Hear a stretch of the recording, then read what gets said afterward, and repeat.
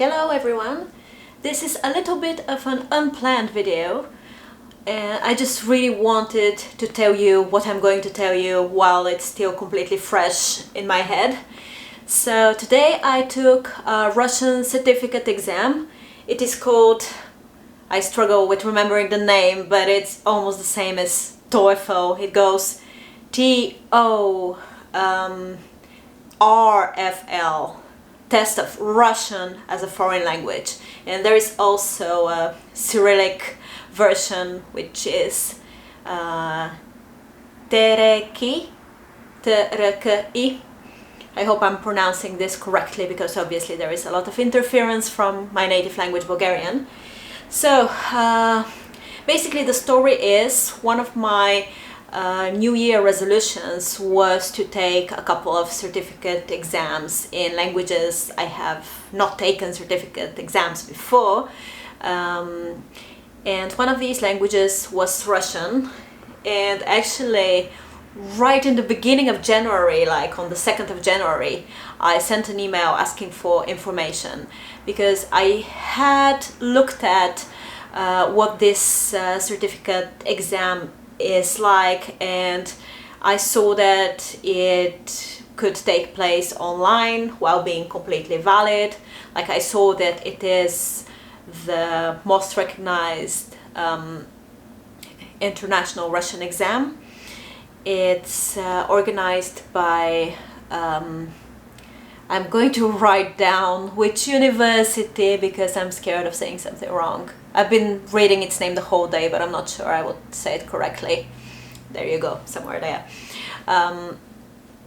So basically I sent them an email asking them if I could take this exam and if I could maybe have one private lesson with them prior to the exam in order to make sure my level was what I thought it was, which is B1. I said I guessed my level was B1.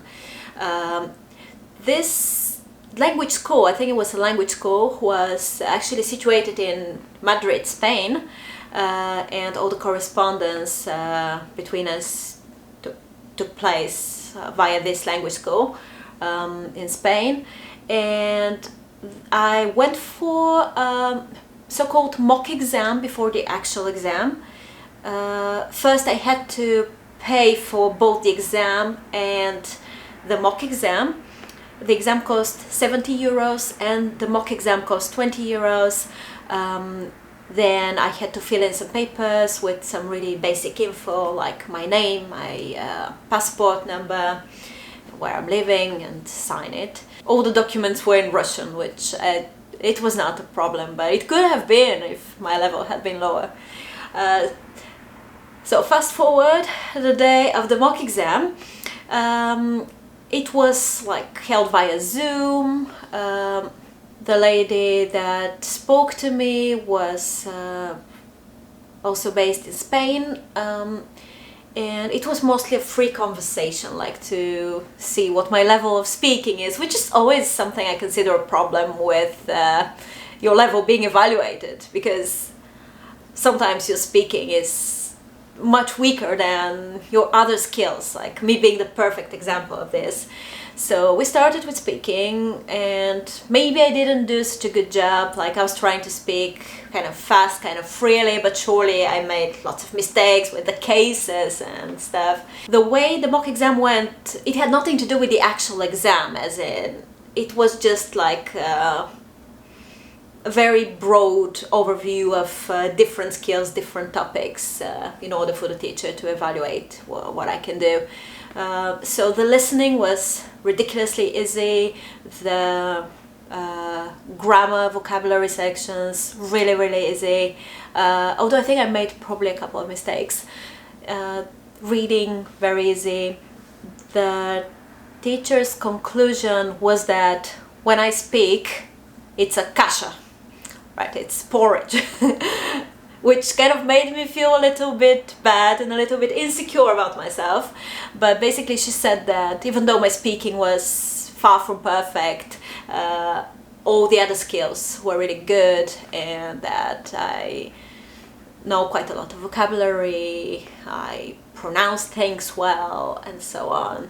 So she considered that I can try to do B1, and it's not worth going back A2 unless I really insist on having a perfect score, which I didn't even think I was around level A2. If anything, I was hoping I was good enough for B2, but that's just me. So it was decided I would take the B1 exam. Then I knew the date of the exam was the 28th of January, which is today when I'm recording this video. But it wasn't until like less than 24 hours before the start of the exam that I received all the information about the exact schedule and technical details, like me having to download a browser called Yandex, I think, a Russian-based browser, and also like very basic instructions on what I would have to do, like go through a technical checkup and then log on to a website and start doing the exam. I didn't know what to expect in terms of how long exactly it would take, but I was kind of relaxed about the whole process because I thought it's at the weekend and I'm kind of free, I'm just going to take it easy. But when I saw that it was actually going to take like 6 hours with a couple of small breaks, I thought that it was going to be exhausting. It started, they actually took my time zone into consideration. I'm living in Japan, and they asked me, they confirmed where I was in the moment in order to make sure that the time is more or less suitable for me. There was just 2 candidates, by the way. I could tell that by the schedule and the email. So I was waiting for the exam to start. I logged in, and the instructions were not super clear, I have to admit.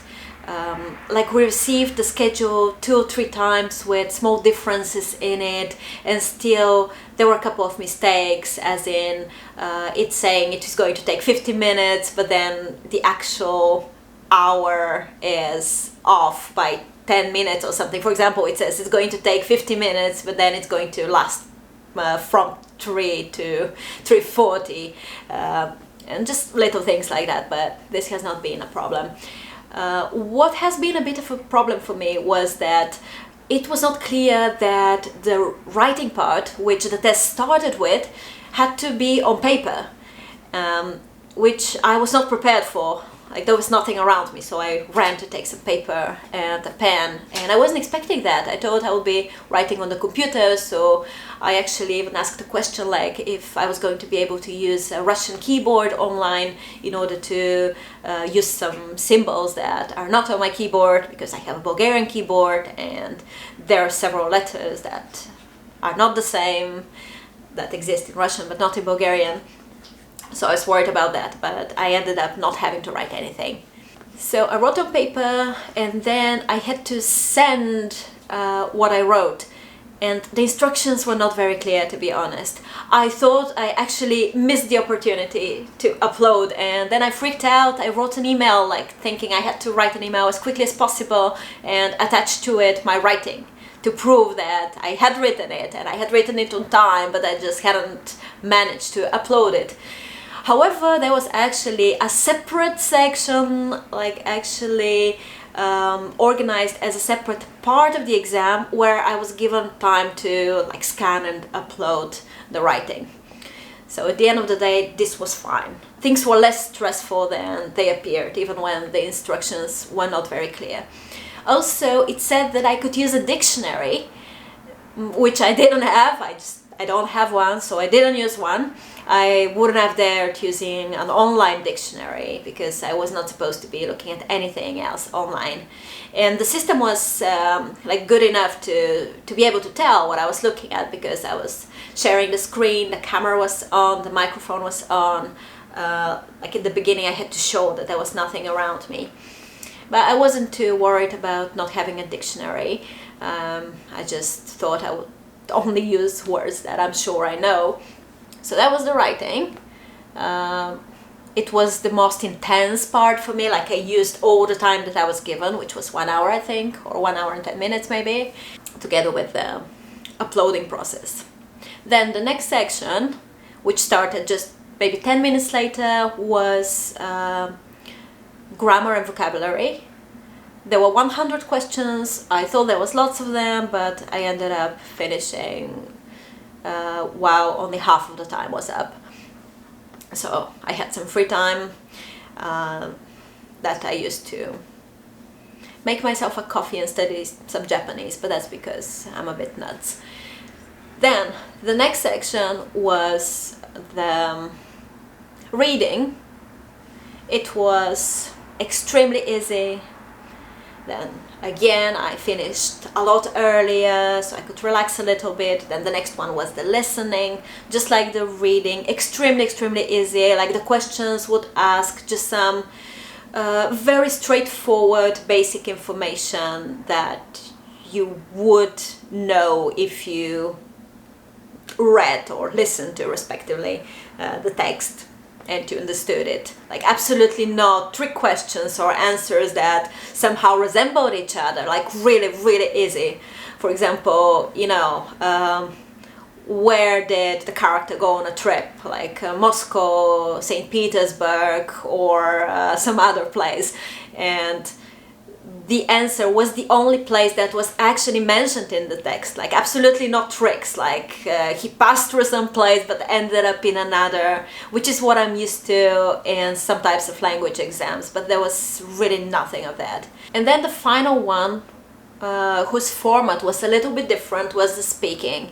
I had received Zoom link from the teacher that is going to evaluate my speaking, and I had to listen to the instructions on the website where the rest of the exam was.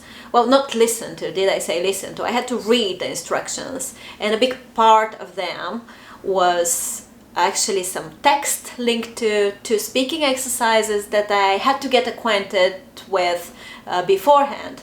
So one was a little text, a little story that I would have to summarize in front of the teacher during the actual speaking session.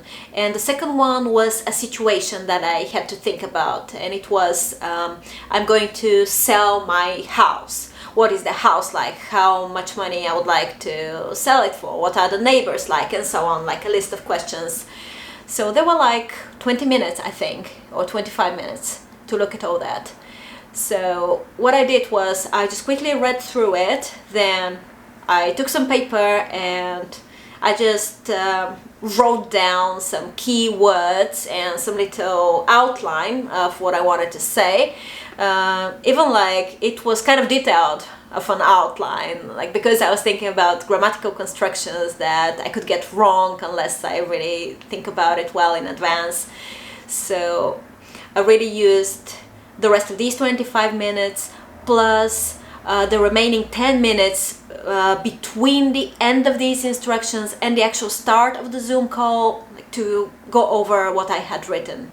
So then there was the Zoom call, I entered, then the teacher entered, then I was asked to show my passport to prove my identity, and then we started with these two questions, which was a smart move because obviously if I had started with something else they wouldn't have been so fresh in my head. I think the speaking went well, and I'm really happy about that because, like I've said over and over again, I am not good at speaking foreign languages. I mean, otherwise I don't know. A positive point, in my opinion, was that there were absolutely no questions of the type of tell us about yourself, tell us what do you do, where do you live. I honestly hate these type of questions for several reasons. First of all, I never know what to say. Like if they ask me, like, please quickly introduce yourself, I just don't know what to say. And also, when people prepare for an exam in which they know such questions will appear, they tend to just learn something by heart, which I don't want to do and I don't have the nerves to do. We went directly onto the questions that I had prepared for. I think I did well retelling what I had noted down. And then there were a couple of extra questions that were a little bit more, that required more spontaneous answers, like very, very shortly introduced situations. Like, for example, what would you like to order? And I have to say something, I have to say one sentence. I think I got something wrong. I couldn't hear well, or I just wasn't paying attention, and I didn't hear the start of the situation. I just heard something like, your stomach hurts, tell the doctor. And I said, doctor, like, I have a big problem, my stomach hurts and I haven't eaten anything today because of that. And then I realized that the teacher said something like, someone else's stomach hurts, like not yours. Like, I didn't hear whose, like your child's or your friends or your dog's, I didn't hear. But I said my stomach hurts, which was definitely wrong. All the rest I think went okay. So at the end of it, I was kind of optimistic and happy that it was over. So I'm going to make another video telling you guys my results, hopefully showing off with my diploma. That would be a disappointment if I don't get one, but I think I will. Okay, so thank you for listening. As always, if you have any questions about this certificate exam, feel free to ask. Maybe I'll be able to answer. And also, if you like this kind of language-centered content, please hit like and please subscribe to Monoglossia. Thank you. Bye bye.